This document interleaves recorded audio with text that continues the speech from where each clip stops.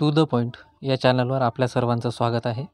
तर आज आपण समुद्रयान मोहीम म्हणजेच डीप ओशन मिशन याच्याबद्दल माहिती पाहणार आहे. तर पहा, 7 सप्टेंबर 2021 रोजी मंत्रिमंडळाच्या मान्यतेने पृथ्वी विज्ञान मंत्रालयाची केंद्रीय क्षेत्र योजना म्हणून डीप ओशन मिशन सुरू करण्यात आलं होतं. तर आपल्याला इथं लक्षात ठेवायचं आहे की हे जे डीप ओशन मिशन आहे ते पृथ्वी विज्ञान मंत्रालयाचं आहे. तर पहिला पॉईंट हा तुम्हाला लक्षात ठेवायचा आहे. आणि हे जे समुद्रयान आहे हे डीप ओशन मिशन अंतर्गत एक प्रकल्प आहे. त्याच्यानंतर याच्यासाठी जो अंदाजित खर्च आला होता तो खर्च आपल्याला लक्षात ठेवायचा आहे. तो आहे 4,077 कोटी रुपये. ठीक आहे. आणि ही जी मोहीम आहे ही जवळपास 5 वर्षासाठी आहे. पॉईंट लक्षात ठेवा, पृथ्वी विज्ञान मंत्रालय, त्याच्यानंतर 5 वर्षासाठी आहे. आणि उद्दिष्ट काय आहे त्याचे, तर उद्दिष्ट लक्षात ठेवा की आपण हे जे समुद्रयान मोहीम राबवणार आहे ही मोहीम आहे संसाधनांसाठी खोल महासागराचा शोध घेणे, सागरी संसाधनाचा शाश्वत वापर करण्यासाठी खोल समुद्र तंत्रज्ञान विकसित करणे आणि भारत सरकारच्या ब्लू इकॉनॉमी उपक्रमाला सहाय्य देणे. ठीक आहे. तर इथं ब्लू इकॉनॉमी तुम्हाला लक्षात ठेवायचं आहे. आता आपण समुद्रयान मोहिमेबद्दल पूर्ण डीप इन्फॉर्मेशन घेणार आहे. त्याच्यामध्ये तुम्हाला एक्झामच्या दृष्टीनं खूप उपयुक्त असं हे इन्फॉर्मेशन राहणार आहे. तर समुद्रयान मोहीम याच्यासाठी आपण एक सबमर्सिबल तयार करण्यात आलं होतं. ठीक आहे. त्या सबमर्सिबल म्हणजेच पाणबुडी, हिचं नाव तुम्हाला लक्षात ठेवायचं आहे. तिचं नाव आहे मत्स्य 6000. जे सबमर्सिबल आपण तयार केलं ते तुमच्या समोर आहे, मत्स्य 6000. हे पहा, मत्स्य 6000 तुम्हाला दिसत असेल. ते पाणबुडी आपण तयार केली.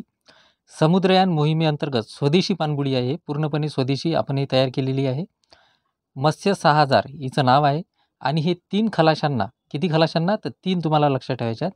3 खलाशांना समुद्रात 6 किलोमीटर म्हणजेच 6000 मीटर खोलीपर्यंत घेऊन जाणार आहे. म्हणून याला आपण नाव दिलेलं आहे मत्स्य 6000. ठीक आहे. आता खोल समुद्रामधली भारताची ही पहिलीच मानवी मोहीम आहे. ठीक आहे. तर हा पॉईंट तुम्हाला लक्षात ठेवायचा आहे की खोल समुद्रामधली भारताची पहिलीच मानवी मोहीम आहे. आणि हे जे प्रवासी 3 प्रवासी याच्यामधून जाणार आहेत ते महासागरातील संसाधने आणि जैवविविधतेचा अभ्यास तिथं करतील. आता पहा, मत्स्य 6000ची काही वैशिष्ट्ये आपण पाहू. मत्स्य 6000 जे सबमर्सिबल आपण तयार केलं त्याला 350 कोटी रुपये खर्च आला. याचा व्यास 2.1 मीटर आहे. 3 जणांना समुद्रात घेऊन जाणार आहे.